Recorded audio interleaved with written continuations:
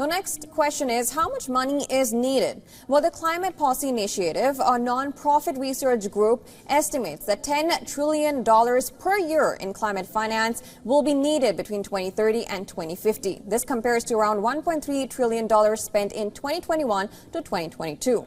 However, core negotiations on climate finance have hit roadblocks. The $100 billion annual pledge for developing countries promised by wealthy nations was only met in 2022. COP29 aims to set a new target beyond 2025, but deep divisions remain.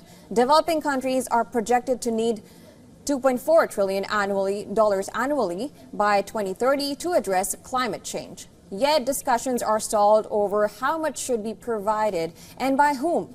Controversy surrounds the division of financial responsibility. India has called for a tenfold increase to $1 trillion annually, but disagreements persist with new powers like China and Gulf countries reluctant to contribute.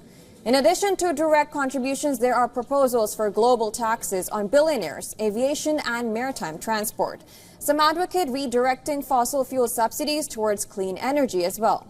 The Loss and Damage Fund from COP28, designed to support nations affected by extreme weather, has only received $661 million so far. This highlights ongoing funding challenges for consumers. These negotiations and pledges could eventually influence climate policies and financial decisions that affect energy costs and environmental regulations.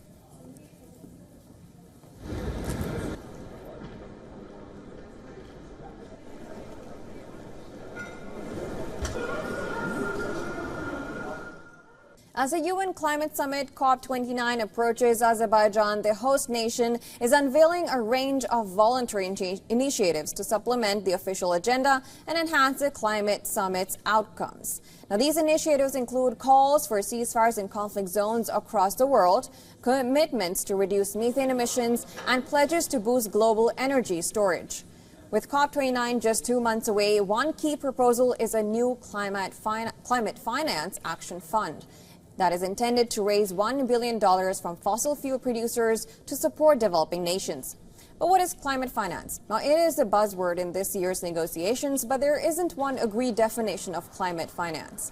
In general terms, it's money spent in a manner consistent with a pathway towards low greenhouse gas emissions and climate-resilient development.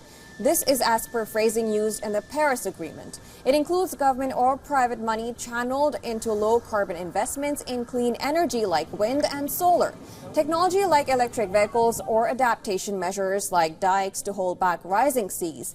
Azerbaijan, heavily reliant on fossil fuels, is expected to make the inaugural contribution.